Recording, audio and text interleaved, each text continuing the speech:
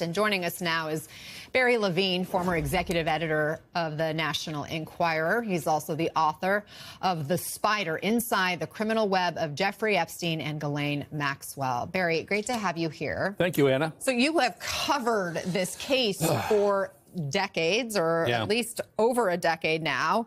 I know you believe all the files should be released, minus the stuff that would be victims' identities. So that should be redacted, and the identity of third parties, too. Okay, so the identity of third parties as well. So what answers, if all these files were released, what answers would you be looking for? Can you just help briefly touch on what we know and what we still don't know? Right. Well, despite what the government said about the fact that his death was a suicide, and my book actually concluded that also, based on my investigation, that he did die behind bars without the help of anyone else or a perpetrator coming in to his cell. I do think it's important for us just to get that out of the way, to see the autopsy report. We've never seen the autopsy report. Did he have defensive wounds on his hands? Could he have been fighting off an assailant? And also the investigation into his death. That, to me, is very important in terms of was there any DNA evidence on the bed sheets that he used to create a noose to hang himself? Was there foreign DNA? We would learn a great deal about the circumstances of his death. And maybe that puts the conspiracy theories to bed. Yes. So why not release the autopsy report and the death investigation? That's number one. Then in terms of the actual case itself, I know, having interviewed victims and attorneys and reviewing countless documents in this case for years, that we all want answers to the actual case files. And that is, of course, with the exclusion of the victims' names and information about them, and also possible third parties. They have a right to know. We have a right to know, you know, as the people of this country, all the transparency that they promised us, and now they have completely held that back. What we could learn from the files, and I know your last guest was saying it could certainly open a hornet's nest of new additional conspiracy theories. But I disagree in the sense that we should see the actual hard evidence, the black and white evidence. President Trump has called it a hoax.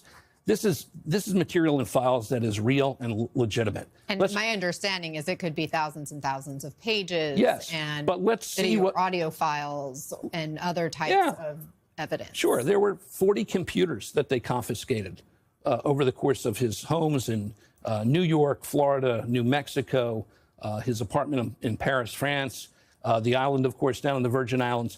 What material was on those computers? What about the 70 CDs? And what about the countless surveillance tapes? I know for a fact that he had surveillance tapes in all of his homes.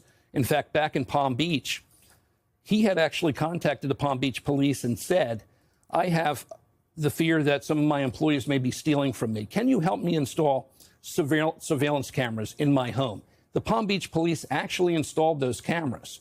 So, and then, of course, they began their investigation of him back in 2005. There's material on those cameras. We should see material from all of those cameras. I know Thomas Massie, the Republican congressman who's teamed up with Democrat Ro Khanna, really pushing for the release of these files, has talked about the need to get hands on financial records. He says, follow the money. That's something that you have argued is also really important. Explain why. Sure. In my op-ed piece I did for the New York Times this past weekend, I said it's super important for us to understand, were any financial crimes involved here? We know that after the slap on the wrist conviction back in 2008, he moved his sex trafficking operation to the Virgin Islands, and he was using international fixers to bring young women and children into the Virgin Islands as young as 12 years old. There were people on the other end of those countries, in Russia and Turkey, the Eastern European countries, where he was bringing in victims to satisfy his needs and those of the people that he was putting these victims out to. Who were the men involved in that? Who were the men on the other side in those countries who were putting the young women on the planes? Okay, we need to look at those wire transfers, over 4,000 wire transfers, resulting in $1 billion. That is a significant amount of money that was put through Russian banks. We need to investigate all of that and find out, are there individuals who took part in this operation, the financial side of things, who potentially could be prosecuted. So we know the president has asked for the release of grand jury transcripts. Yes. That's still with judges right now making a decision on what could come from that. I want you to listen to what Trump ally, Senator Markwayne Mullin, said this weekend about the case. Okay. You know, every piece of file that they have, every video, every document, every flight log has all been heard by a grand jury. They've all been seen by a grand jury.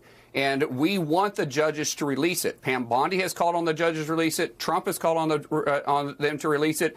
And the Congress has called on them to release it. But we can't, because there is a true co-equal branches of government. So we can't force the judicial branch to do anything. All we can do is ask them to do it. So that may be the case, right, for this grand jury testimony. But are there other pieces of evidence you think are in the files that would not be part of that grand jury testimony that could potentially be released by the DOJ? I mean, to me, the grand jury files, to some degree, is a red herring. We need to see complete transparency of the actual files. The grand jury testimony is really limited to the prosecutors getting that indictment in 2019. It's extremely limited because they weren't going to give away a lot to his defense attorneys at the time. But we can still pick up bits and pieces of information. The Palm Beach Post newspaper some years back was granted some material from the 2008 grand jury at the time when the feds wanted to charge him with 50 counts. And we learned from that grand jury testimony that the prosecutors at the time called two of his young victims prostitutes. Okay, so. And ultimately, he just agreed to plead guilty to a couple of prostitution-related crimes. Exactly. But you can learn some details from grand jury testimony. And taken in its entirety with the opening of the files, we would get a complete picture of Jeffrey Epstein, at which we don't have at this point. Well, we are all seeking more information right now. Barry Levine, thank you very much for joining us and offering your expertise and insight.